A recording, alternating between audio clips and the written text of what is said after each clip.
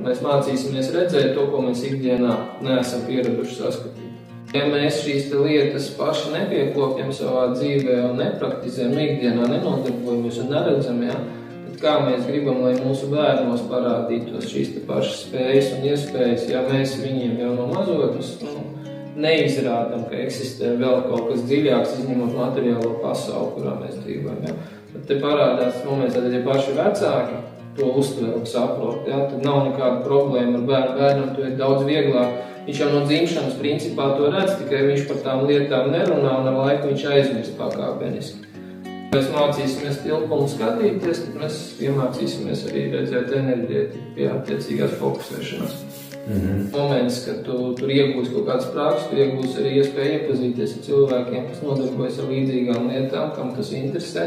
Un sava veida tāda, kā veidojas sava sabiedrība neliela, no tiem cilvēkiem, kam šīs lietas ir aktuāls un kas to praktizē ikdienā.